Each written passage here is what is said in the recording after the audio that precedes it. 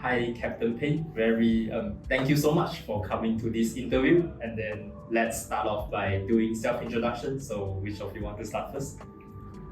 Hi, hello. My full name is C2 and my friend will call me C2.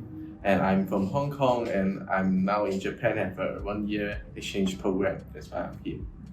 Hello everyone, my name is Pei, and I'm from Taiwan. I studied Japanese language and literature at National Taiwan University, and I came to Soka University last September for 1-year exchange program.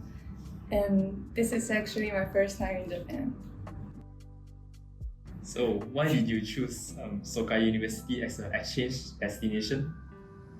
Actually, in my university exchange program, there are different schools, and I choose all the schools in Japan, and then Soka University provide me this exchange opportunity. That's why I choose Soka University.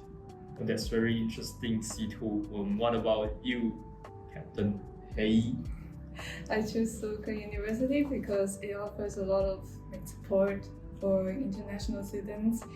I feel that it would be a great choice, especially for someone like me, like the first time came to Japan.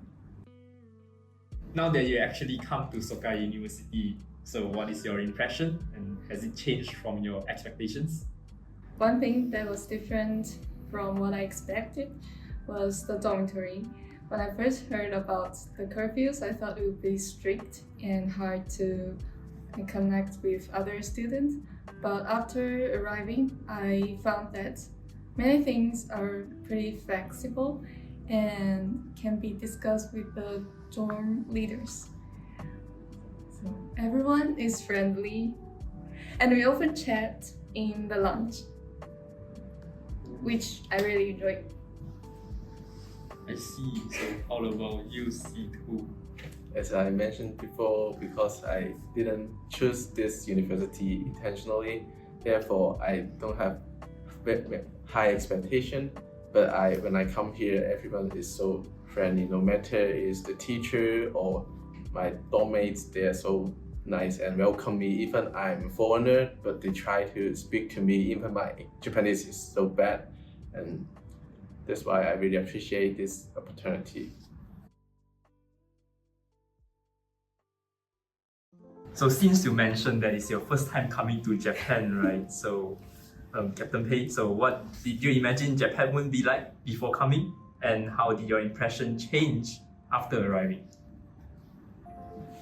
Since it was my first time in Japan, my impression was mostly shaped by the things I saw online, and like the Tokyo Tower, sky trees. But after actually living here, I came to appreciate the quieter, more everyday side of Japan. For example, walking through the peaceful residential areas, squeezing onto the train with commuters in the morning, or just like deposing the trash. I realized the behind of all the glamorous images are just ordinary people like they living here. Right. So how about you, C2? Like, do you feel like there's any change after you live in Japan compared to when you travel around Japan? Is there any difference? Yes, a big difference. In the past, in 2019, I came to Japan before, and the time is for traveling, so everything is so chill without any stress. But this time, when I came to Japan, is for studying. I have to handle all my stuff like laundry, cook, and also I have to have a good attendance in school. And it's not easy for exchange students, especially they don't have any support or big support from their family. But I really think this is a good opportunity to train ourselves to handle all this stuff and self-improve. Yeah. That's good. So, do you guys have any plans after returning to home countries? After I go back to Hong Kong, I still have 1 semester left, and after that I have to choose my vocation, whether I should work in some place that related to my major or choose another work. So I'm still struggling, and I appreciate that when I came Japan and I saw a lot of people, even they are struggling in their studies and other things, but they really try to do anything with their best. So I also want to be a worker that can help someone else instead of just making money.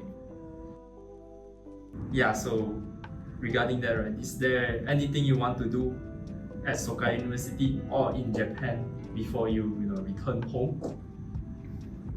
I want to collect the station stamp or on Chuo-sen and also Yamanote-sen. I've already collected like 80%.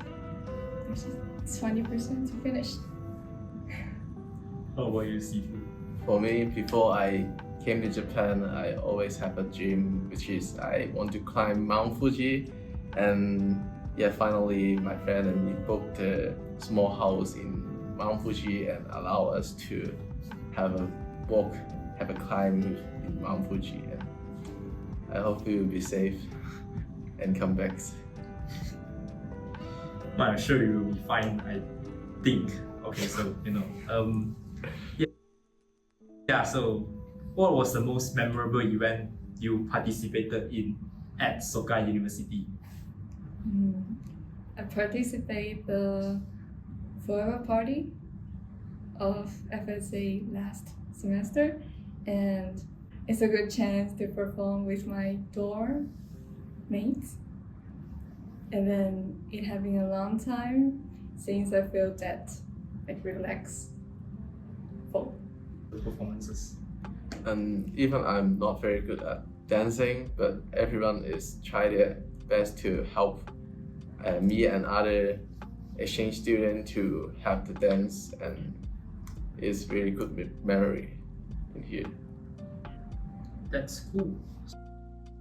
So, change topic, right? So, how is life in the dormitory? The life in my dormitory is so fun because the Japanese is so enthusiastic, and even for the first day they meet each other at the first day they already have a very good friendship and stay up so late at that day. Yeah.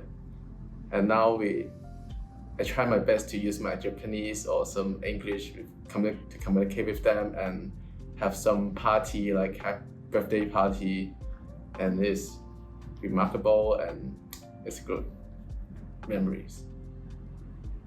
How about you, Captain Pei? I think my friends in UCO dormitory are really friendly, and most of us are international students, so there's a great chance to do the cultural exchange.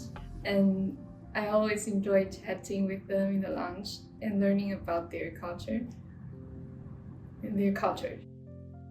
So, have you ever felt that you have grown or changed since coming here?